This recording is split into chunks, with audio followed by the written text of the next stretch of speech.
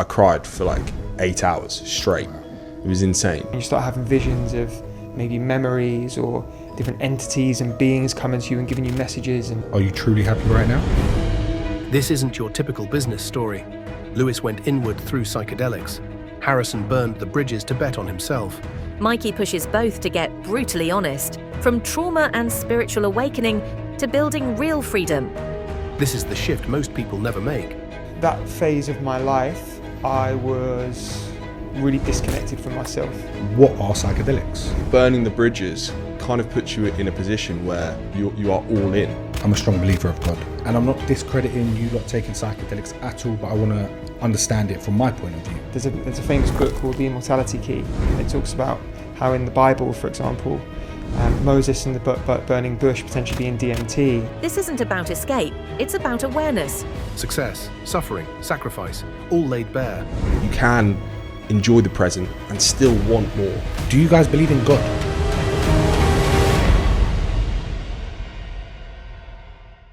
Before we jump into today's episode, we've noticed that 71% of people watching right now are not subscribed. If you're watching this, you're clearly enjoying it. Here's our promise to you. Hit subscribe and we'll keep raising the bar, bringing you the biggest and best guests yet. Sharper conversations, bigger guests, and unfiltered conversations that others won't dare to do. Hit subscribe now.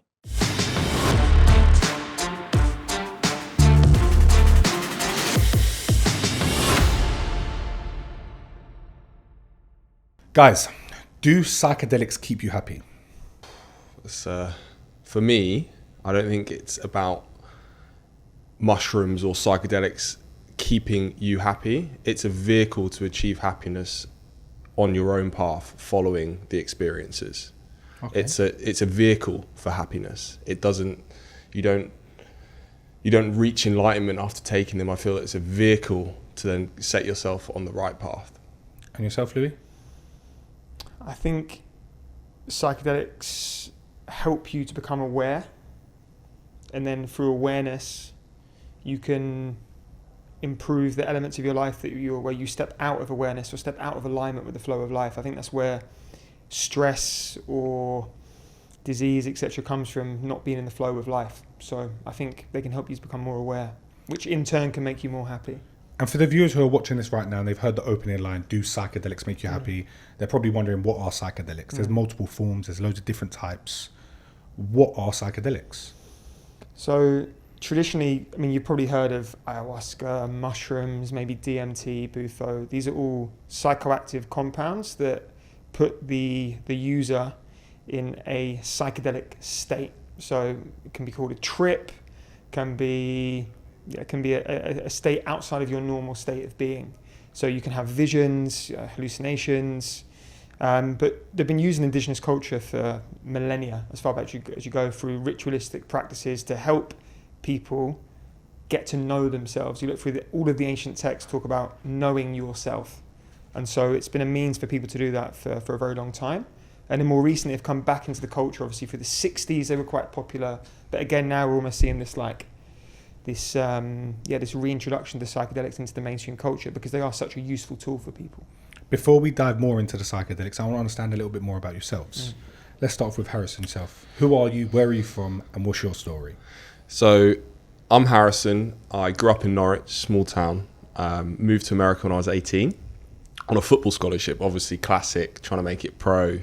Injured your knee? Yeah, exactly. I've got bad knees, but no, I just wasn't good enough, to be honest. But at the time, as you do when you're finishing university, whatever, after a scholarship, I was just chasing money. So in my eyes, that was Wall Street, New York City. So I did everything I could to make it there.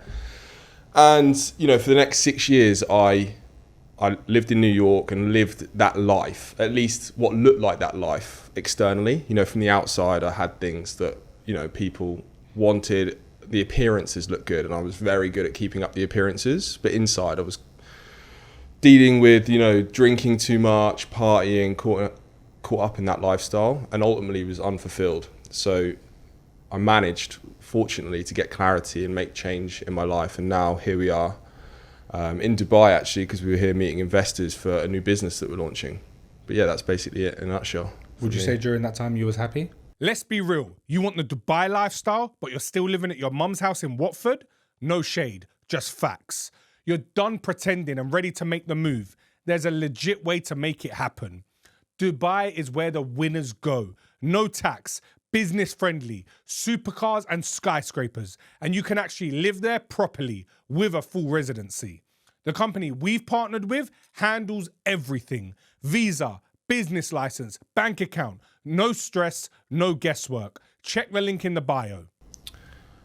On Wall Street? Yeah. I think the first 3 years, yeah, I feel like I had my whole life, I'd waited for that experience to have my independence and have my own money and be able to do what I wanted to do. But the novelty of that very quickly wore off because I then began to realize, actually, this is not what I want. But for that short period where I thought that was what I wanted and I thought I had it, I would say I was happy. And After, no, there was gaps in there when I was like, I need to get out of this job. I need to figure out what I'm going to do. But ultimately, you know, taking out the drugs and alcohol and getting sober has allowed me to enjoy the process and, you know, the small victories in life and the little things a lot more, and not pin my happiness on external things like, you know, money, people, things. Just try and seek it internally. Before I come back to your happiness, I'm going to move over to Louie, understand a little bit more about him, and then I want to touch on what is happiness. Mm-hmm. Louie, talk to me. Who are you? Where are you from? So Harrison and I actually grew up in the same city, both from Norwich. Okay. And yeah, I mean, when I left school at 16, didn't know. I knew that at that time I didn't want to just work in an office, trade my time for money, do the same old boring stuff. So I started a little business coaching football, went into nightlife, started an events company, then ended up having a nightclub, went into restaurants, and the last 10 years I've been mostly working in the restaurant space. So I've got restaurants all over the world. Started angel investing mostly in the wellness space, health and wellness space. And then most recently, Harrison and I are now building a wellness-focused hotel in the countryside outside London. So that's what I'm mostly working on now. What was the nightlife like for you? That phase of my life, I was really disconnected from myself. I was chasing external validation. I was not comfortable with who I was. I didn't like myself very much. So the way to get away from that was just to drink excessively, party, buy things, try and show people how important I was. So at the time it was fun at times, but a lot of those years were me trying to get away from myself rather than confronting myself and the issues that I had. Why was you scared to confront yourself? So this came up for me in psychedelics. When I was 16, I had a life-changing event happen. One of my friends got killed and I was standing next to him. Wow. And it wasn't until years later when I sat in a psychedelic ceremony that I realized that since that day, I'd been trying to justify my existence to the external world. So all of me chasing success, starting businesses, look at me, was me trying to seek reassurance in the world that I deserved to be here. And when I let go of that and forgave myself, life got a lot better. How did you go down the route of actually realizing that it's not your fault and you do deserve to be here? I think it got so bad that was the only choice. Like there was a point in my mid-20s where I was drinking 5-6 days a week, partying, taking drugs, not sleeping, not eating well, and I needed a way out. And I came across ayahuasca online, and it seemed like it was following me everywhere. I went on YouTube, I'd see it, I'd speak to people about it. Ended up meeting someone that was going on a retreat. There was a spare space. I ended up going, and over those 3 days, I got to confront myself and really see it. And that kind of was a course correct. It led me on a different path where I just had more compassion for myself, had more understanding of who I was and what I was doing and what would make me feel fulfilled and what wouldn't. And not to say that it's been a straight line since then, but it definitely set me on a different path. Was that the first time you ever took something like that? Yeah. What was the initial feeling like? Indescribable. Like, it's so difficult to put it into words, but it's not like being drunk. It's almost like being drunk, or you've got less awareness of what you're doing. You're not really there. This is like hyper awareness. But then you're also not in this 3D physical world. You're in a different state of consciousness, a different dimension.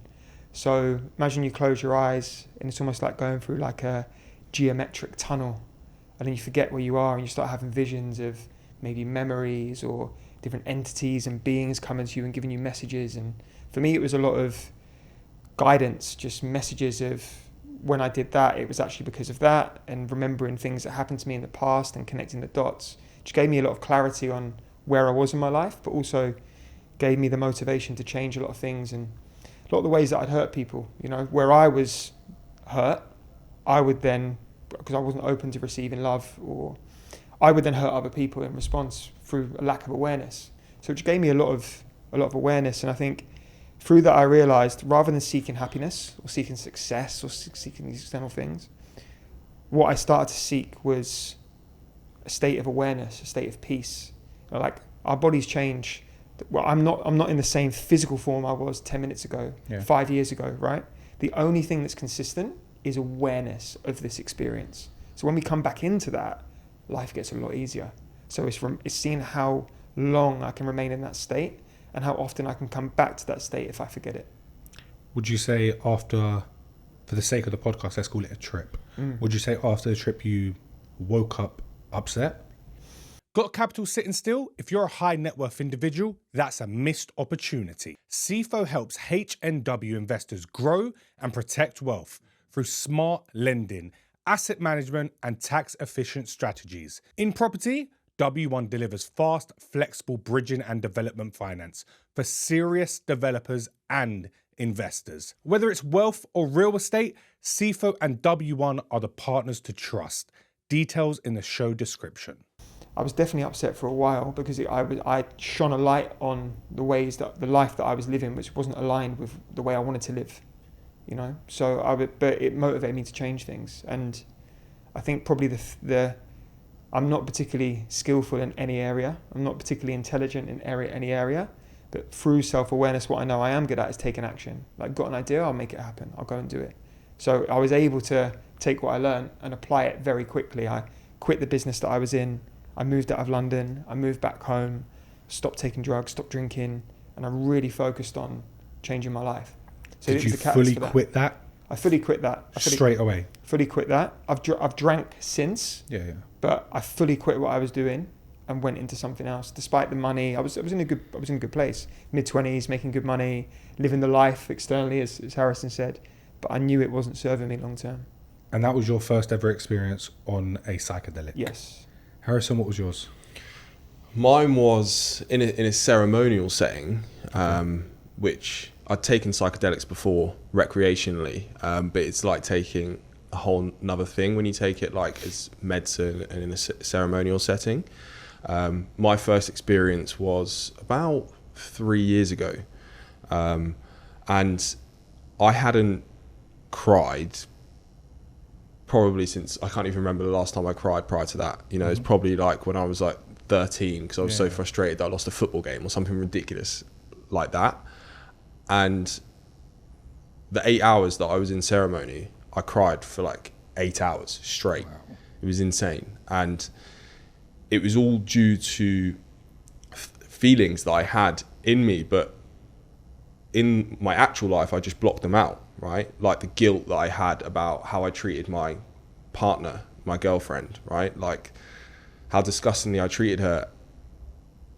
I didn't actually process that emotion. I just blocked it out. I didn't have any remorse then, but in a ceremony, I felt it for the first time, and it was indescribable. So that was my first experience. The second night, or the third night, we did another ceremony, which was like a more joyful experience, let's say, and which is where I started to gain the clarity and self-awareness of how I wanted to show up in the world. But yeah, the two experiences were very, very different. But that first one, I needed to feel, because, you know, most men, me, don't feel in the real world. You know, stuff just goes and it happens, and I just don't feel it. But during that ceremonial setting, I felt for the first time, and it was amazing. What did you take? Mushrooms, magic mushrooms. And my follow-up question to that is, are you truly happy right now? Yes. Why'd you hesitate? Because when you asked me that question, I was having to think about what I think happiness is. And I think happiness is now. It's not in the future. You know, sometimes I like to say, oh, I'll be happy when, you know, I achieve this or do that. But it's now, you know, and it's, for me, that is, are you the person you want to be, values-wise and morals-wise? Are you showing up in the world how you want to be, intuitively? And for me, that is, I'm doing that now. So yes, I am. And yourself, Louie, are you genuinely happy? Yeah, I'm in alignment with who I want to be. I'm in a state of awareness. Like, there's nowhere better for me to be in the world right now than sitting here with you guys. This is what I've chose. So I'm living life according to how I want to live, in alignment. I'm not resisting existence. Like, I was led here. I'm in the flow of existence. This is where I'm supposed to be. Anytime I struggle or I think, oh, I'm not feeling that, just come back to awareness. Can I be aware of where I am and not judge it? So, yeah, I think if that's happiness, sure. When you say, is that happiness, how do you judge your happiness? What do you base happiness on? I think alignment with what's happening, right? So I think whenever we feel unhappy, depressed, stressed, we're in resistance to existence, right? What is, and we have to almost in the moment that we're experiencing it, accept what is, because anything outside of our ability to control, we cannot control. So even if I'm in a challenging situation, can I be present and aware and in the flow of that situation as it happens, even if it's not a joyful experience? You need contrast. You cannot know happiness unless you've known sadness. Definitely. You cannot know freedom unless you've known the opposite to freedom, right? We live in a world of contrast. So rather than suffering at one end of it, can you just be in a state of awareness for that experience? And that's the realization that I've come to. So I recognize the need for duality, and I just need to be present throughout it, so I can be happy or aware consistently. I want to dive into your lot's business life, and I want to understand your success, because you're both very, very successful. Louie, I heard about you and your business about 10 years ago. We'll touch on that later on, but you're both very successful people. You are, and you should be very proud of what you've achieved. Do you guys believe in God? I think that you've only got to look at a flock of birds flying in formation, or the way a tree grows and the symmetry in petals, to know there's an intelligence behind everything. So whether you call that God, universe, nature, I think religion is a different means to get into the same place. So whilst I don't consider myself religious, I consider myself spiritual, and I am in awe of God, universe, nature. There's a higher being that knows way more intelligent than I do. That's why I have full trust, full faith that what is meant for me is beyond my awareness and control. And coming back to that point of flow, if I can flow with that, I trust that that's the perfect thing. And so yeah, there has to be an intelligence beyond that which we can understand or interpret, for sure. And yourself? Yeah, similar to Louie. I don't follow a religion per se, but I believe in a higher power. You know, I remember when I was traveling in Thailand, and I was just in awe of an elephant that was in front of me, and I'm like, there's a collective intelligence to this. There has to be. There's something bigger that connects us all. You know, for things that beautiful to exist, I feel like there has to be. I don't know what that is or what, but I believe. Reason I asked that question is because I believe in God. I'm a strong believer of God. And I'm not discrediting you lot taking psychedelics at all, but I want to understand it from my point of view. I feel like taking that stuff, in my eyes, I believe in God. I wake up in the morning and I say, like, I'm going to leave it in God's hands. If anything goes wrong, it's God's plan. That's just how I live my life and how I get through day to day. And I feel like taking the psychedelics might knock that plan, in the sense as, and you guys can educate me. I'm not open to it. I want to understand it. That's why we're here today. But I feel like me taking something like that would kind of make me think like it would discredit my belief in God. Do you not feel like that at all? I love that you asked that, because we were having a conversation 2 nights ago about psychedelics as sacrament, psychedelics in ancient religious texts, and the amount of times that psychedelics are referenced. There's a famous book called The Immortality Key, and it talks about how in the Bible, for example, Moses in the burning bush potentially being DMT, soma as an ancient psychedelic brew. So I believe psychedelics have been part of ritual and part of religion even in the past. Okay. I think for the cultures that still engage with psychedelic practice, they're an important part of our religious, human, spiritual experience. I'm not, and just to caveat this conversation, I'm not advocating for everyone to go out tomorrow and take psychedelics. No, of course not. I think this is your journey and your I think story. it's my individual journey, it's my path, and it's what worked for me. But I'll give you the case of the most recent psychedelic experience that I've had, right? And I'm not a psychedelic junkie. I'm not going back every week, every month, like need my fix. I just recognize that there's parts of myself that I want to become aware of and familiar with and heal ultimately. So I had OCD my whole life, right? Like debilitating OCD to the point where I walk down the street, there's a voice in my head, if you don't turn right at the lamppost, something bad will happen. I'm like, I've got to go right. And it was debilitating. But also on some subconscious level, it served me because it makes me relentless. I cannot leave this desk until I've done X number of tasks on my to-do list, right?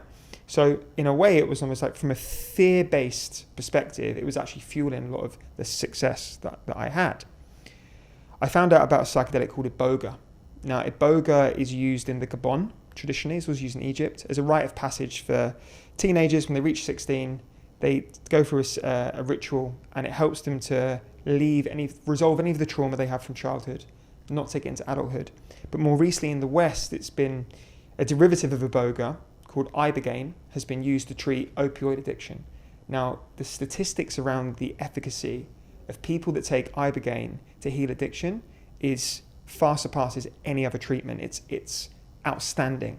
People do one ceremony with Iboga, one treatment. They never touch heroin again. They never touch alcohol again, because what they do in the experience is they form a different relationship to the experience that they had that led them to form the behavior where they needed to introduce alcohol to numb that part of themselves. So I thought maybe it could help me with my OCD. 30-hour ceremony. It's like a powder, like a powdered root. You take it. It's not as external as ayahuasca. It's not like deep visions and hallucinations. It's more internal. Mm-hmm. And in that 30 hours, I went through all of these suppressed memories that I never would have remembered. One of which was when I was 2 or 3 years old. My dad's car got stolen from outside our house. I remember asking my mum what happened. She told me. That night when I was in bed, it's the first time I'd ever felt scared to be in my own house. So obviously we cannot control the external reality. So what my brain did to protect me was said, if you get up and touch your wardrobe 4 times and get back in bed, nothing bad will happen tonight, you'll be safe. So I did it. Next morning, nothing bad happened. So what do? You repeat it. And over time, anytime I wanted to do something, I want to win the football match, right boot on first, double knot, left boot on, double knot. And it just became part of my life to the point where I lost awareness of it or why I even started. In this experience, when I revisited that memory, changed it on a physical level, changed the neural pathway, but my relationship to that memory changed. Because my behavior in response then changed, this is 6 months ago, I haven't had a single OCD thought since. Not one. Now mine is OCD, which you could argue isn't as serious as, say, alcoholism, heroin addiction. But let's say that treatment was available for people whose trauma was a lot more severe than mine, and it could change their relationship with that trauma and therefore their experience in the world, such as relying on alcohol or heroin. That should be something that we should be encouraging for those people, right? Because it's safe. As in terms of a toxic dose, it's a very high toxic dose you need to die. And there's now evidence that shows how effective it is. And from my own personal experience, it worked. And it's made my life infinitely better. Could I have got there without it? Maybe talk therapy, but it was 30 hours. It was instant. And you would have never have known that was what happened when you was 2 years old. Exactly. And it took you back to that day? It was like, imagine you've got a laptop with 10,000 tabs open. Every 10 seconds, a different memory comes up as my eyes are closed in my visual field. I relive the memory, And it's like instantly I closed the tab. So it was all sorts. It was things similar to Harrison. I'd not cried maybe 20 years. And ex-girlfriend, you don't feel anything, you don't show emotion. I went back to a memory with my dad when I was 7 or 8, and like a stupid, silly little argument. And I didn't want to cry in front of him, and I stopped crying. That was the moment I stopped crying. I hadn't cried since. So in the middle of the ceremony, I cried my eyes out, and all this emotion that I'd held on to came out. It's like, now I'm sitting a bit straighter, I'm standing a bit straighter, I'm able to feel more. It's like, wow. So yeah, that for me was life, like literally made my life better. Wow. It's powerful. I think people watching this right now are locked in. That alone, even me, I'm watching it thinking like, wow, that's take you back. Imagine reliving all the memories and the memories we don't even remember today. That can break a man as well. As much as fix a man, that can break him. Because I'm sure there's plenty of things that traumas happen to people where they push it really deep into their head so they never hear it, never see it again or even think of it again. Re-watching it, some of the traumas we can probably think of today that have happened to people out there. For sure. Watching something or going through that again. If you're still losing your wallet in 2025, grow up. It's embarrassing. Let me put you on. This is the Extra Finder card, a game changer for anyone who still misplaces their wallet like it's 2012. It's thin, sleek, slides in your wallet like a credit card, and here's the kicker. It works with Apple Find My app. Lose it, ping it, track it, ring it at 79 decibels. You'll find it in seconds. Battery, 6 months. Water resistant, heat proof. Share location with 5 trusted people. Bro, it turns your dumb wallet into a smart one. And right now, with Father's Day coming up, this makes the perfect gift. Whether it's for your dad, your partner, or just yourself because you keep moving mad. This is a no-brainer. Use code TheBlueTickShow for up to 50% off. It's exclusive. Everyone else is getting 40% right now. You get 50%. Real talk, stop losing your wallet. Get smarter, get extra. And that's why I caveat that with is you have to be cool to it. I feel like you have to know what you're going into. And there's a really good, at least where I did it, there was a preparatory exercise where you had to write out all of your memories that you could remember that you think have been important in your life. And then they review it and then you have a dialogue with them. And there's a lot of preparation and there's a lot of integration. Because imagine, this is where indigenous cultures, psychedelics are part of their culture. So for you on a weekend to have that experience come back into the community, they know how to receive that. They know how to have conversations about it. You live in the UK or Dubai or wherever, you go and have an experience in the Amazon, you come back, you're not going to tell your colleagues or your family or your friends. They can't relate to it. So you need that container that supports that new version. And what starts to happen, because you've formed a different response to that trauma, your conscious behavior becomes your subconscious behavior.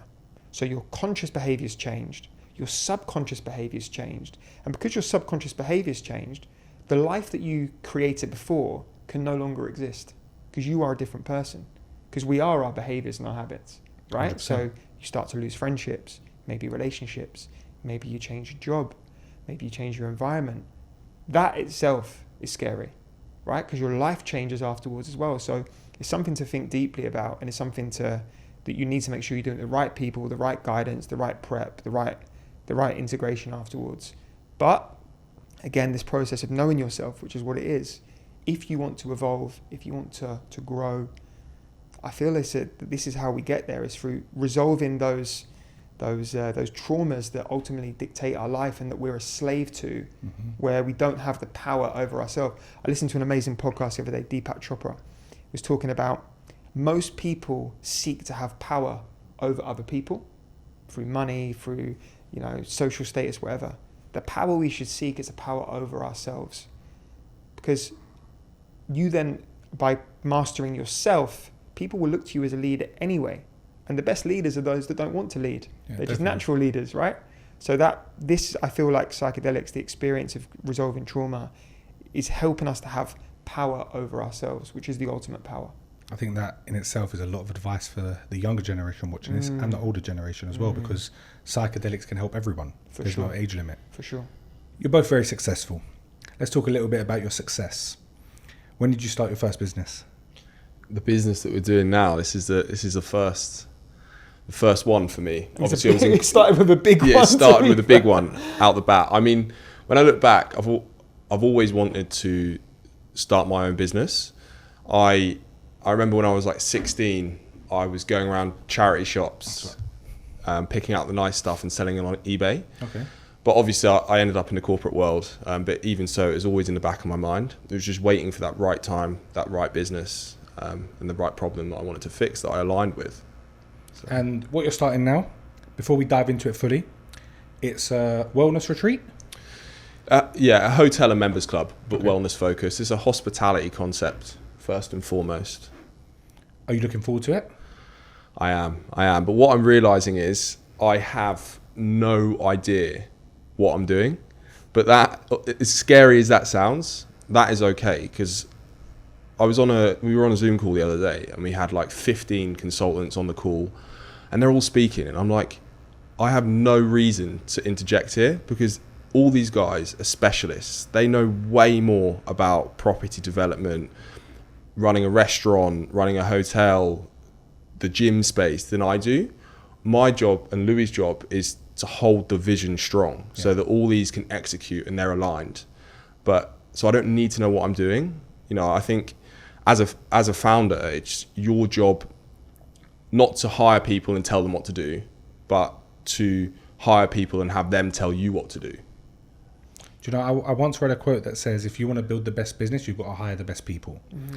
It's not about you being a boss and telling everyone what to do and saying, you do this, you do that. I'm not a builder. If I want to build a house, I get a builder, right? It's the same in a business. If you want the best of the best, just hire people with experience who have done it already. They've got a track record for a reason. And I've been in many businesses with my dad, and one thing I learned about him was he would hire someone who's the best at something and then tell him how to do it. And that's the worst thing you can do. I realized over time that you're the best at it for a reason. I'm not the best at it. There's the best of the best in every sector. Hire one of each and let them work their magic. There's no point trying to be the best in everything. It's a lot better specializing in one thing than 100 different things. And I think what you lot have got, the system in place, you lot are the founders, you're the brains behind it all, but you're letting everyone else build the empire, is the best way possible. I think we should talk about how this came about, because it's quite a funny story. So Harrison calls me one day. We obviously grew up in the same city, but we've not spoken for ages. And at this point, I just moved to Dubai. We have some restaurants over here. So I was going back and forwards, Dubai, London. And we had a restaurant in New York, and I was there every 3 months or so. Harrison calls me and says, I'm quitting my job on Wall Street.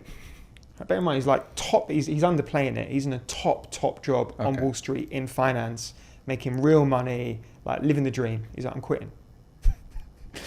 He's like, I want to build a wellness-focused hotel and members club. Imagine if Soho House was built for wellness. That's what I'm going to build. I've got a house in Norfolk, where we're from. I'm going to build it. You know a lot about wellness and hospitality. Why don't you do it with me? And I'm thinking, this guy's nuts. He's nuts. Yeah, he's lost his So mind. I was going to New York then. So we met up in New York. We sat down. He told me, I was like, look, like, I'm happy to help you try and figure it out. Like, we'll do what's called a feasibility study. Mm-hmm. So I'll look at the property, I'll look at the business model, we'll run some numbers and see if it can make sense. He goes ahead and starts putting videos out on Instagram. I'm going to build a wellness hotel and members club. But the crazy thing was, the first video he put up got 5 million views. Oh, wow. So that was tested in itself. And immediately, people are commenting saying, we need this, I need this. And what he did really well was, he told his story. I've lived this life, and now I want something that's more for my wellness. I can't find it, so I want to build it. And people commenting, I want that, I'd go to that. And there were so many people commenting and DMing. I was like, he might be onto something here. So then he did more videos, and really said, I'm not sure what I'm doing, but please help. People, like really respectable people, reaching out, I want to help you, I want to help you, I want to help you. So we realized the first location wouldn't work. So over the last 3 years, he's continued the videos, and we've been looking for other properties. Very difficult to find a suitable property. We looked at the Cotswolds, but it's quite saturated. There's a lot of second homes there. So our business model needs a membership base that's local. Mm-hmm. And it got to about the 3-year mark, and we're like, maybe this is never going to happen. We can't find the right site. About 6 months ago, we found the most perfect property, 40 minutes by train from central London, near to a major city, 100,000 people, close to London, 55-acre country estate, beautiful country house, coach house. It was the perfect location. So we speak to the owner. He's like, cool. You guys want it? I need a £250,000 deposit in the next 4 weeks. Wow. So we're like, shit. Can we do it? So we go out to our network that he's built, the community that we've built, do the raise. We raised the 250K. And today we've raised about 4 million, just over 4 million now. Wow. To do the project. Got 2 million left to go, which is why we're in Dubai. But in the interim, we moved into the house, started doing the plans properly. And to your point about onboarding the experts, we're like, we know there's a market because the last 3 years of data we've collected tells us there is. Mm-hmm. We've done our study on the site. We know this location can work. Let's go and find the best in the business that can help us bring this to life. So like that consultant's call, I had the same experience. Sit back, I'm like, we just need to hold the vision. Yeah. We've got the capital, we've got the resource, we've got the team that can make it happen. We need to keep the vision and keep the values strong, because the main point of difference with this site is there's no alcohol. Okay, nice. So when you don't have alcohol as a crutch or as a means to connect people, you have to really think about the programming, the design of the space, the amenities, how you bring that together becomes really, really important. Because it's almost like a new way of doing a members club, because there isn't really one out there that doesn't use alcohol, right? And if we really want to focus on people's well-being, the detail of it, I don't believe alcohol can coexist in that space. And what we're seeing in the wellness space is a lot of people say they're doing wellness, they're doing fitness. So what I mean by wellness, what I've learned on my journey is your bedroom, what's the air quality like? What's the water quality like? What's the EMF radiation? What materials are you using? Is there mold toxicity? All these things become really important for you to really harness someone's well-being. Even nutrition. Is it organic? Is it local? Is it cleaned properly? Is it personalized for you and your genetic profile? So all this stuff we're bringing into play with the sites. We've got paddle courts, we've got a longevity clinic, we've got free F&B spaces, we've got an organic farm. Most of the land is in a forest with a stream running through it. Contrast therapies, meditation pods, library, co-working, and it's 40 minutes from London. So you lot have really taken deep thought into making sure everything aligns with everything. It's been a 3-year process, and in that time, we've probably pitched almost 200 investors now. We've had a lot of no's, but from those no's, we've got such valuable feedback that's helped us to, even today, we had a good meeting with an investor who's potentially in. He's like, guys, just think about this. That's really helpful. So it's just been a process. I think a lot of people have great ideas, but don't start because they're so concerned about how to get to that big end goal. But all you actually need to do is just take the first step, take the second step, and just be willing to get it wrong and learn as you go. And that's what this journey's been, because as much as I've done restaurants and other businesses, I've got no idea how to do a hotel and members club. It's quite a complex operation. It's a big site. It's a lot of money. So we're having to almost say, we don't know, but we're open to learn. And that's what it's been about. I got told a quote yesterday by one of my good friends. And the quote was, everyone wants to be perfect, but they have to start to be perfect. Everyone has a plan. Everyone knows what they want to do. I want to start this. I want to do this. No one executes. You've got to start if you want to be perfect. Momentum. It's 100%. It's coming back to you mentioned about a higher power, whatever, right? There's an amazing quote by Terence McKenna, who's a famous psychedelic spokesperson. And it's, nature loves courage. You make the commitment and nature responds. So making that commitment, nature, God, replace whatever word you want. Courage is the courage to start. And then people, you can literally bend the fabric of reality by setting intention and starting on something. And I've seen that multiple times in my life. Like, I was living in Mexico when I was 19. So I want to move back to the UK and I want to start a kids football academy, subscription model. I want to build it like this. Then I want to open a nightclub.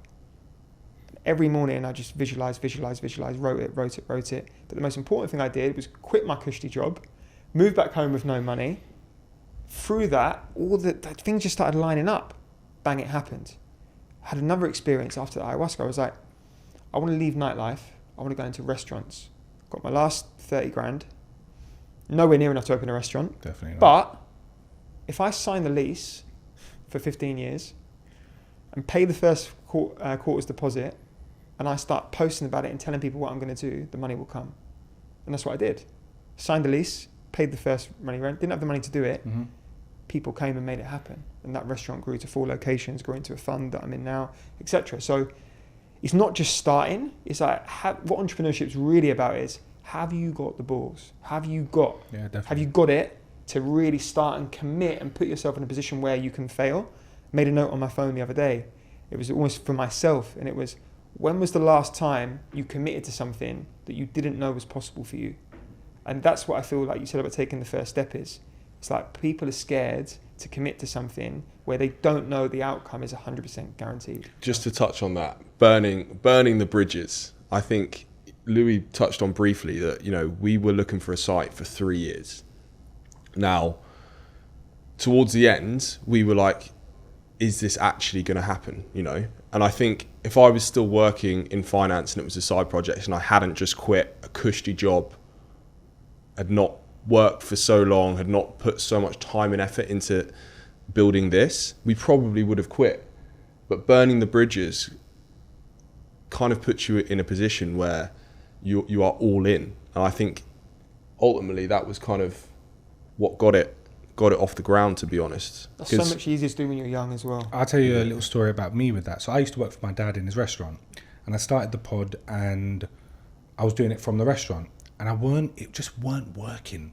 Like, I would post it was doing well compared to like other pods out there and stuff, but for me, I want to be the biggest, I want to be the best, and it weren't blowing how I wanted it to blow.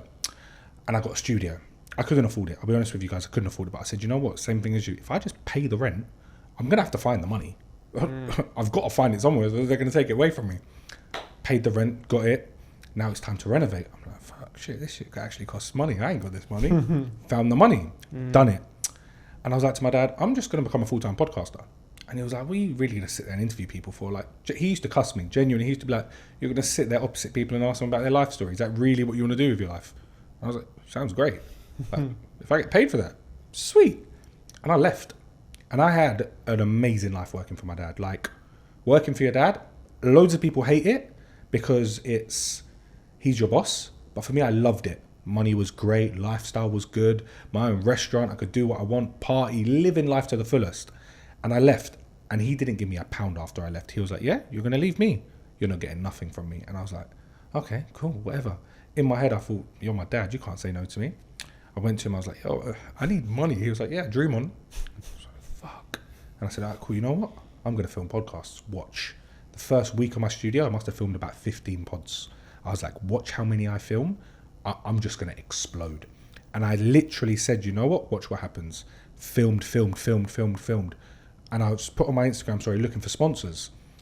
My phone just blew up. And I was like, oh shit, like this actually can work. And since that day, I've never looked back. Everything has just aligned because I made that step. Like you said, cut the bridge. And I was like, I'm going to do it. If it works, it works. If it don't, I've got no bad plan B. There is no plan B. It has to work. If it don't work, I'm going to make it work. How did you remove the fear of failure? Because that's what stops most people from starting. By starting. Once, you know, my dad gave me a quote once and he said, whenever you're going to invest in something, make sure you invest your own money so your hand's under the rock. So that once your hand's under that rock, if that rock drops, it's actually going to hurt you. And that was my thing. Once I put the initial investment up and the money was up, in my head it was like, well, there's no going back now. If I stop now, I'm losing that money. And I made sure I went full out with my studio. I got the best of the best cameras. I've done everything. I spent so much money that I can't go back. If I go back now, then I'm losing all that money I've spent. So for me, it was the fear of having nothing. The fear of having nothing is what gave me the strength to go forward. Love that. I was scared of having nothing. I was like, I'm not good. Because I was living such a good lifestyle. I was 21, driving an R8, living my best life. And I thought, okay, if I stop this, I've got nothing. Like, actually deep in, I'm going to have zero. I'm going to have to go back to my dad and be like, can I have a job again? And that fear was like, no way. I'm not embarrassing myself enough. What I'll pull out of that just quickly is that you chose the feeling of living life on your own terms over the material of it not being on your terms. Do you understand what I mean? I think most people look at the trappings of success and glorify that and chase that, rather than the power over self to generate your own thing, even if the outcome isn't as big. But in the long term, it will be. But do you know what I mean? People get so hung up on being able to show other people, look what I've got. Yeah. And When you then actually get it, you don't want to show it off because you're not seeking the validation in the same way. You know what I mean? I think it makes a massive difference when you actually lose it all as well. For sure. So, Because I lost everything, but that gave me the understanding where, oh, that's the worst that can happen. Oh, I'm not going to have a nice car. Okay, cool. Oh, you don't want to be my friend no more because I ain't got a nice car. All right, well, I'll see you later, mate. It opened up my eyes massively. it's huge, isn't it? It's such a humbling experience that when you know, externally you have things that people want, then you don't have those anymore. I feel like the clarity I gained in that period, you know, I was working on Wall Street and I moved back into my parents. You know, I couldn't go on the trips with my friends anymore. You know, I couldn't do it. But that period in my life, I feel like I learned the most about myself and what I truly value and what truly makes me happy. Definitely. Rather than what I think made me look cool to other people versus what actually worked for myself. 100%. And I think so many people try to impress everyone. And I think you have to actually be happy in yourself to stop that. Everyone wants to drive a nice car. But why do you want to drive a nice car? That's what my dad first asked me when I was getting my car. He was like, why do you want this car? Why do you want it? And for me, I'm a car guy. I like a car. And I was like, I just want to drive a nice car. That's it. He was like, all right, cool. Go get your car. I got the car and I got it for all the wrong reasons. I got it to show off. I thought, yeah, girls are going to come. I got a car. That's the truth. We all got to do it. We all got to make that mistake. Now, I'll be honest, I don't give a shit. Well, I don't ever, whatever it is, I do it because does it fulfill my happiness? Am I genuinely happy making this decision? Yeah, let's do it. If it doesn't, that's the self-awareness, the introspection to be able to ask yourself that question. That's where to start, right? You have to be able to have that. We talk a lot about the purpose with this business is about connection. I feel like ultimately, chronic disease, loneliness, it's all about disconnection. Disconnection from the self is that. Disconnection from other people, lack of community, disconnection from the world around us, lack of nature, being part of something, right? So we talk about an antidote to that is how do we foster a deeper sense of connection to ourselves? It's through introspection, through sitting with ourselves. How do you have introspection? You have to create space for it. I'm not saying everyone's going to go and meditate, but if you're constantly busy, constantly on your phone, running around, caffeinated, drunk, you are disconnected from yourself. So how to foster a deeper connection to yourself is you create space. How to foster more meaningful connection to others. You show up in environments where you have the opportunity to have a more meaningful connection. Not with alcohol, right? Not wearing a mask, etc. Connection to nature. Go out and walk in the forest by yourself without your headphones in. See how it feels. And I think these things are really, really important as a foundation. Now, if beyond that, you want a car, cool. But you have the awareness to know that's my intention. You're not attached to it. Yeah. There's an intention, but not an attachment. The two things are very, very different. You can enjoy the car, the awareness of having the car, great, but you're not attached. So it's like people get stuck in this problem where now I'm spiritual or now I'm aware. I shouldn't want nice things. We all know nice things. I love watches. I love it, but I'm not attached to it. If I lost it tomorrow, I would have to work really hard on but it's ultimately like practicing an attachment, which sounds like you got from the car experience, and which is really important because nothing is permanent. Now that's a really difficult truth to get comfortable with, but the nature of anything is impermanence. But you have to recognize that through impermanence, everything becomes beautiful, right? Because when you take something for granted, it loses its beauty. But the fact that you know it will someday end, relationships with your partner, your parents, friendships, they're all going to end someday, right? The fact that it will end someday, that it's impermanent, gives it its value now. So reminding yourself of that is what makes it more meaningful. And I think that's a good reflection, introspection to have, is on the impermanence of everything, which is scary. But when you can have that awareness, everything becomes more magical. Like today, we sat in the car, we pitched. I rocked up at this guy's house, straight billionaire. The house is, the car collection alone must have been 20-30 million, right? Inside, it was insane. Indoor car garage. So we pitched this. We go from a pitch from one investor, pitch to this guy. We're on TV being filmed. Oh wow! There's a panel of judges. We do the pitch. The pitch goes well. The guy says he wants to invest. We walk out of this mansion. We're sort of looking at each other. And we're like, just laughing. We're like, we have to be here for this, right? One day we won't be doing this. One day it'll be built. But this is the time to enjoy it. So like just taking that moment just to be like, yeah, this is cool. That's powerful. And I think that was your pinch me moment. We're having them a lot at the moment, right? Even when it's tough, we're like, let's just remember this, because this is going to make, when it's great, this is going to make that really good. Like when we're scratching our head, we're like, this investment's not landing, or the build is delayed, or we're not sure we're going to find the property. It's like, let's remember this. Let's remember how this feels, because this is going to make the good moments even better. Do you think money makes you happy? I think that a base level of money is important, because for me, like my highest value is freedom. So you need a certain level of money to have freedom. I feel like when you are in when you're in a state of awareness and abundance and you're not operating from fear, the things that you need come to you if you're in that energy state. So in that energy state, everything is provided. There is a base level of what you need to be provided, right? Obviously you can practice being content with little, but I feel like for me, having the ability to work on the things I want to work on, not have to sacrifice my values to make money. Thank God I don't have to do that anymore. But there was a time where I had to do things I didn't want to do to make money, or answer to people or whatever else. So I feel like there is a base level, but I feel like after a certain point, how much money do you really need, right? I actually did an exercise where I wrote out, how much money do I need? Just month to month. Then I 10x'd it, and I couldn't think of what to spend it on. So I'm like, maybe I don't need that much money. How much do you need a month to live? How much do you need a month to make you happy? To make me happy?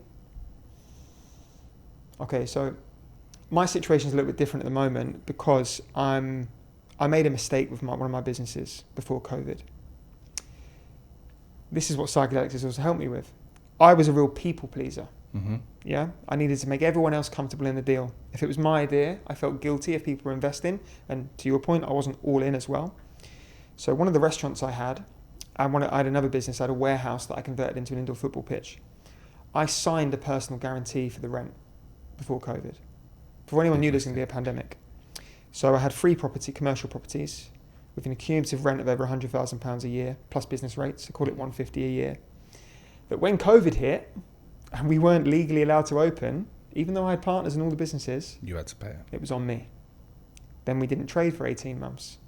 And then after COVID, business wasn't the same. I sold one of those businesses, but the rent, the lease was still in my name with a personal guarantee. Wow. So it went on to trade for even longer. So when it was all said and done, we're talking multi-6 figures that I had to pay. So it wiped me out, and then some. So I've paid most of it back. I've got about a year left. So I have a payment I make every month to pay that off. So for me, it is 5 figures a month that I need to earn at the moment. That's just me being transparent. The way that I think about money, though, is that I learned when I was younger to work in percentages. Percentage of my income goes towards these debts. Percentage goes into investment. Percentage goes into saving. Percentage goes on bills. Percentage goes on food. Percentage goes on whatever I want. And I've always worked like that, and it gives me structure around my money. So I work like that. But I don't need a lot because I don't buy a lot, to be honest. Like, I need to travel. I need somewhere to live. I need good quality food.